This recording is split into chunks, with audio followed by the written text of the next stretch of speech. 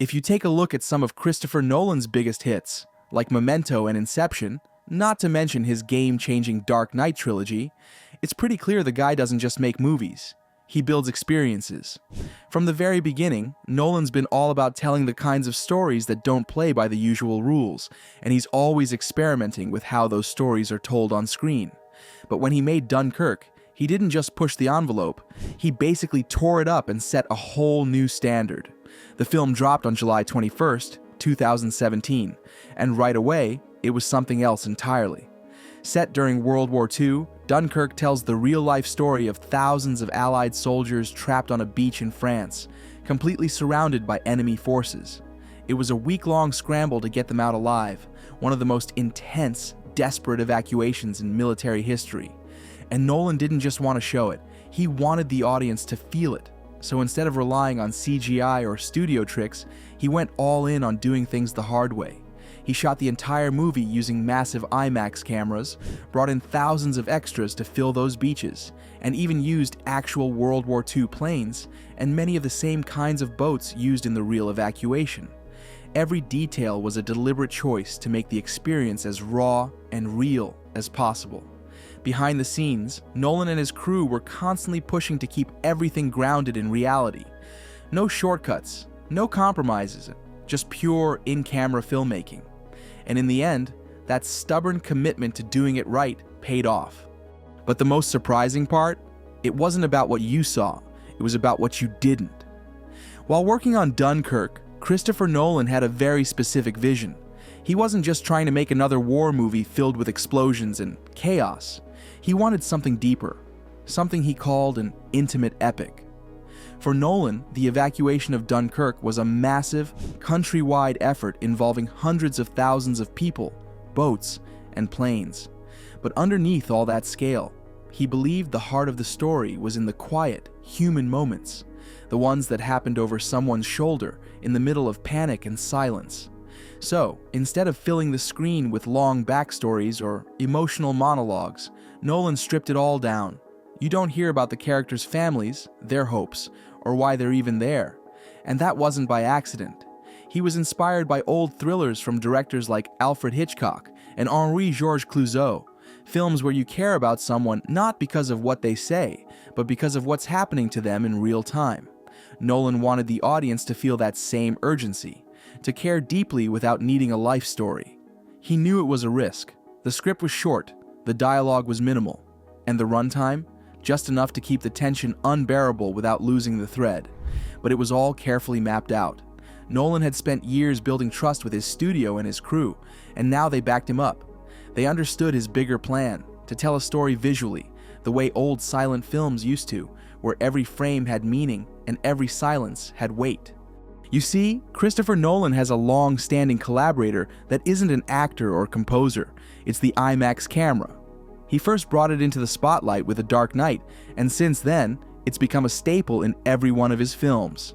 But when it came time to make Dunkirk, Nolan pushed things even further. He didn't just rely on IMAX, he combined it with 65mm film to shoot the entire movie. That choice wasn't just about visual flair. It completely reshaped how the film was made.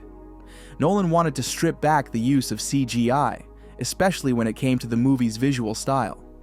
Shooting in large format film gave them ultra-detailed images with deep, rich colors. But here's the catch.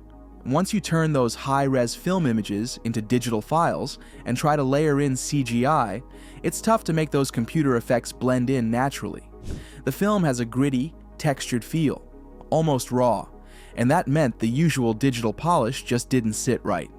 Andrew Jackson, the film's visual effects supervisor, understood exactly what Nolan was aiming for. He leaned into practical effects, using real-world photography and in-camera tricks to achieve what they needed right there on set. It wasn't just about being authentic, it actually helped keep the budget in check. Nolan believed the film ended up being cheaper because they leaned on old-school techniques from before the digital age. He even turned to a book by Alan Tompkins, a veteran art director who'd worked on Batman Begins. That book was filled with traditional tricks, paintings, models, clever visual cheats that helped bring the scale of Dunkirk to life without blowing the budget. One of the smartest moves? using matte paintings of soldiers to make it look like the beach was packed with troops, so they only needed real extras for the big scenes. Nolan knew bad CGI could be affordable, but good CGI is pricey, especially when you're working in IMAX, where every detail gets magnified. Recreating the world of Dunkirk wasn't just about tricks and paintings, though.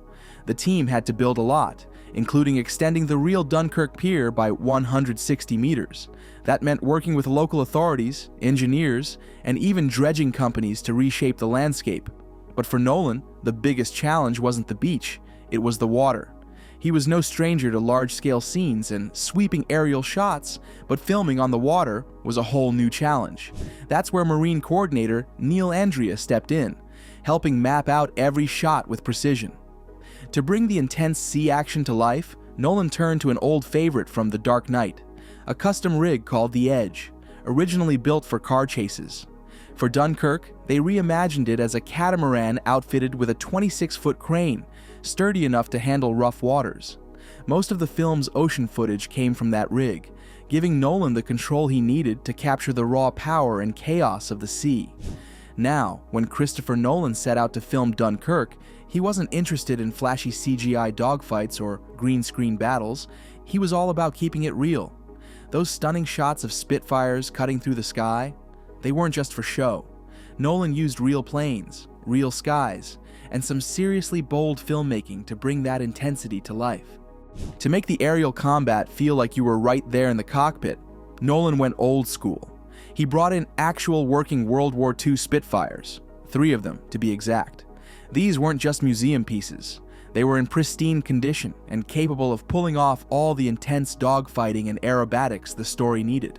Tom Hardy and Jack Lowden, playing the RAF pilots, got to sit in these incredible machines as the crew filmed the action all around them.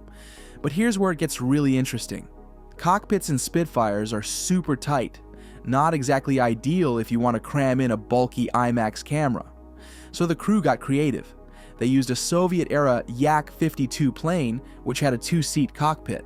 This gave them just enough space to mount a camera behind the actors' shoulders, capturing the kind of footage that made audiences feel like they were flying the plane themselves.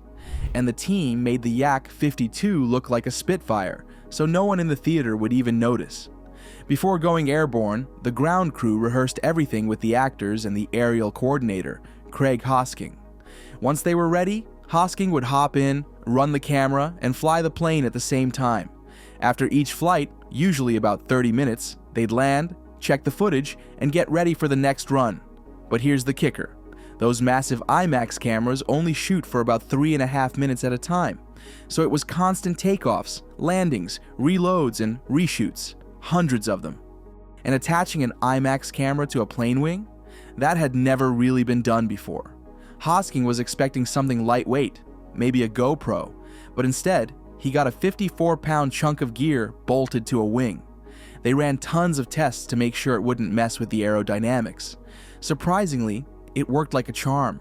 The footage was crystal clear, no shaking, just beautiful shots of pilots weaving through the clouds, shot through the cockpit, or even the gun sight. To capture the sweeping movements of the aerial battle, the crew used a Piper Aerostar, a plane specially modified with IMAX cameras on both ends. It dove right into the action, flying alongside Spitfires and trailing enemy planes, practically joining the dogfight, only instead of bullets, it was firing pure cinema. That's how they got those heart-pounding, swooping shots that made the audience feel like they were flying into battle themselves. Christopher Nolan didn't mess around when he set out to make Dunkirk. He wanted it to feel real, like you were right there on that beach. So instead of filming on a soundstage, he took the whole cast and crew to the actual beaches in France where the real World War II evacuation took place. Now here's where things get intense. Even though decades had passed since the war, the beaches and harbors still had leftover landmines and unexploded bombs buried in the sand. That meant every time the crew planned an explosion for a scene, they had to set off a smaller one first, kind of like knocking on the door to see if anyone dangerous was still home. It wasn't just about getting a cool shot, it was about making sure no one got hurt. For Nolan, it was a chilling reminder that war doesn't just end when the fighting stops.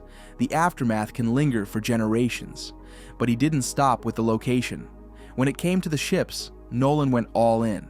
No green screens, no fancy CGI boats. He used real tankers, real warships, and put the actors right on them. He believed that no computer-generated effect could match the weight, the scale, or the raw feeling of the real thing. He wanted the actors to feel what it might have been like to cross the English Channel while enemy aircraft circled above. For him, that authenticity translated directly into stronger performances, and you could see it in the actors. When Fionn Whitehead and Harry Styles hit the sand, they weren't just faking fear in front of a giant green curtain. They were out there in the elements, with real explosions going off just feet away. Nolan believed that kind of environment pushed his cast to dig deeper, to stop pretending and just react. He stripped away all the safety nets, leaving only raw emotion and survival instinct. Nolan also made a bold choice in how he told the story. Dunkirk doesn't stop to explain the history or dive into the politics. There are no scenes of generals pointing at maps in distant war rooms. Instead, it throws you straight into the chaos, right alongside the young soldiers just trying to survive. It's all about raw, immediate experience. For Nolan, too much explanation would kill the urgency. If the audience was going to feel the war, they had to live it through the characters. And then there's the timeline, because of course, Nolan had to mess with time.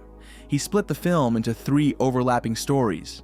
One on land that stretches over a week, one at sea that takes place in a day, and one in the air that lasts just an hour. Sounds like a headache, right? But Nolan wasn't worried. He saw it as his job to make it all click, to weave those timelines together in a way that felt seamless, even if it broke all the usual rules. At the end of the day, Dunkirk wasn't just another war movie. It was an experience. Nolan didn't pause to explain things. He dropped you right into the chaos and made you feel every second of it. Because for him, filmmaking isn't just about cool shots or clever tricks. It's about impact. It's about making you feel something in a way you didn't expect. Thank you for watching. If you enjoyed it, please like, subscribe, comment, and turn on post notifications to stay updated with our latest content.